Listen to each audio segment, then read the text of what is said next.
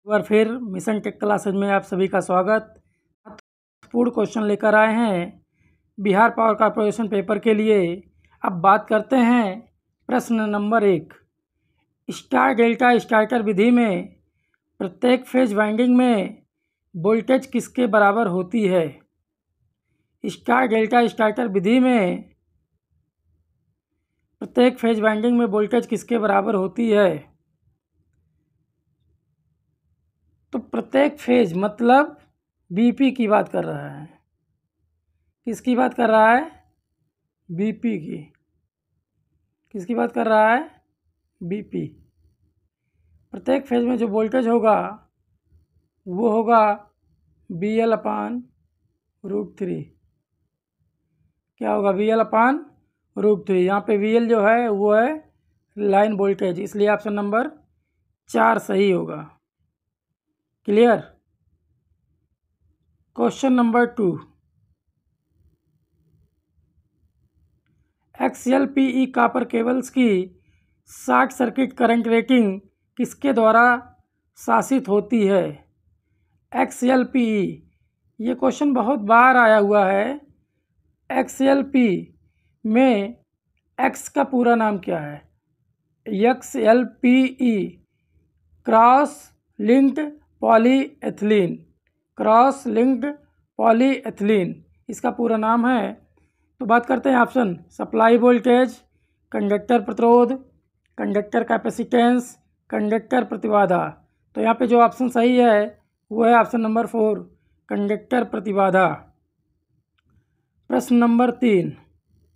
इनमें से कौन सा सिंगल फेज इंडक्शन मोटर का एक प्रकार नहीं है?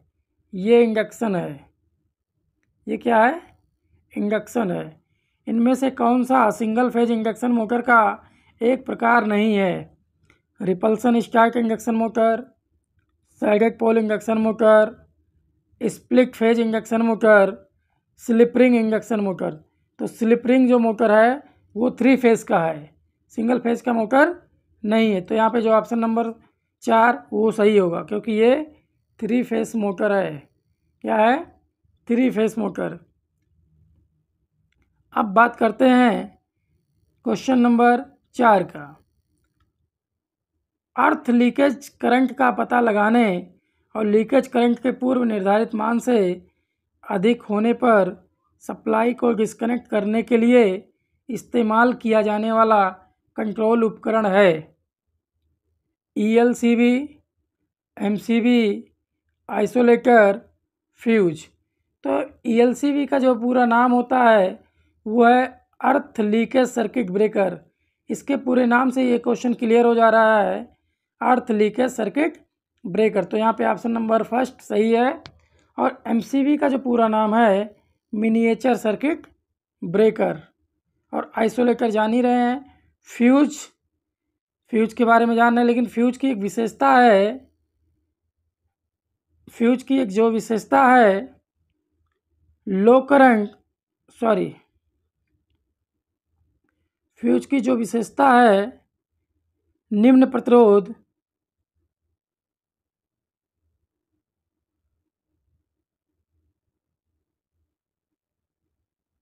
अब बात करते हैं क्वेश्चन नंबर 5। निम्न ऊर्जा संयंत्रों में से किस ईंधन परिवहन की लागत व्यवहार में शून्य होती है? परिवहन मतलब ईंधन परिवहन की लागत, परिवहन मतलब रनिंग। तो रनिंग की जो लागत व्यवहार में शून्य होती है, ऑप्शन नंबर परमाणु, दूसरा भाप द्वारा चलित, तीसरा जल विद्युत ऊर्जा संयंत्र, चौथा ताप ऊर्जा संयंत्र। तो यहाँ पे जो सही होगा वो ऑप्शन नंबर 3, जल विद्युत संयंत्र। इसमें रनिंग कास्ट 0 के बराबर होता है।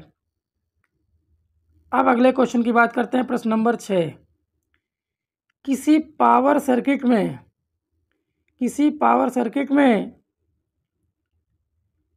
3 सीरीज में जुड़े लैंपों को नियंत्रित करने के लिए कितने स्विच की आवश्यकता है? ध्यान दीजिएगा, 3 सीरीज में जुड़े हैं। ये देखिए किस में जुड़े हैं? सीरीज में। यहाँ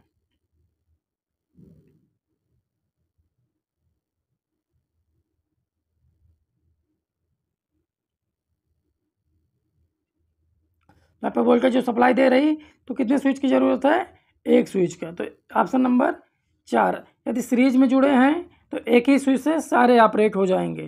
तो यहाँ पे ऑप्शन नंबर 4 सही होगा, 1। अब बात करते हैं क्वेश्चन नंबर 7 की। बहुत उच्च गति के अल्टरनेटर में किस प्रकार का रोटर प्रयुक्त किया जाता है? ये मोस्ट इम्पॉर्टेंट क्वेश्चन है। अब बात करते हैं बहुत उच्च गति अल्टरनेटर में किस प्रकार का रोटर प्रयुक्त किया जाता है। अब हम अल्टरनेटर में रोटर दो प्रकार से देखते हैं। एक है आपका सैलिएंट पोल और एक है सिलिंड्रिकल पोल। क्या है? एक है सैलिएंट और एक है सिलिंड्रिकल। और सिलिंड्रिकल को नॉन सैलिएंट बोलते हैं। सिलिंड्रिकल को क्या बोलते हैं? Non salient.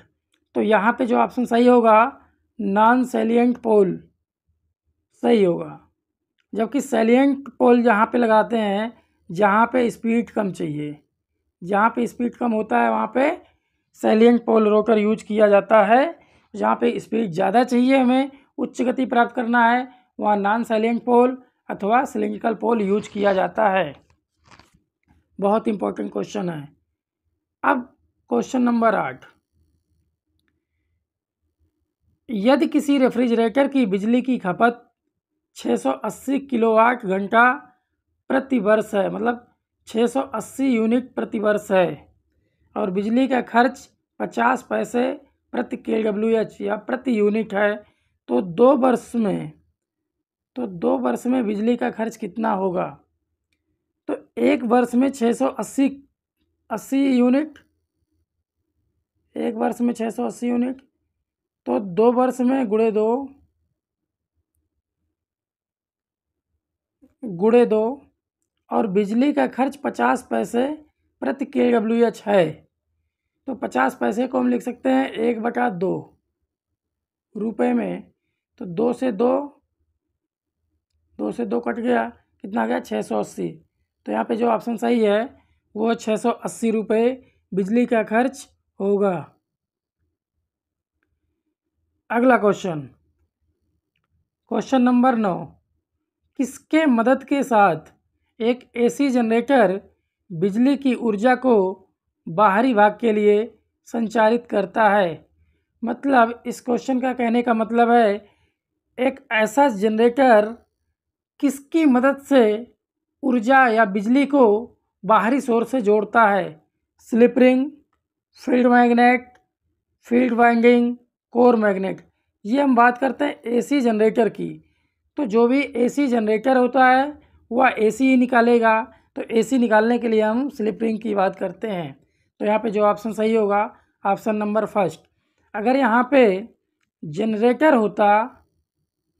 होता तो वहाँ पे जो बाहरी सोर्स से सप्लाई को जोड़ता है वो जोड़ता आपका कम्यूटेटर। क्या जोड़ता? कम्यूटेटर। अब बात करते हैं नेक्स्ट क्वेश्चन, प्रश्न नंबर 10। कौन सी इंसुलेशन की वर्ग की अधिकतम परिचालन तापमान 105 डिग्री सेंटीग्रेड होता है? ये भी क्वेश्चन बहुत इंपॉर्टेंट है। इस पर हम वीडियो बनाए हैं, लिंक डिस्क्रिप्शन में दे देंगे।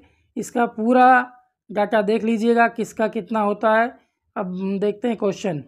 तो ये कह रहा है किस वर्ग का 105 मैक्सिमम तापमान होता है? तो क्लास ए का जो होता है वो 105 होता है। क्लास ए का कितना होता है? 105। और वाई का होता है 90। वाई का कितना होता है?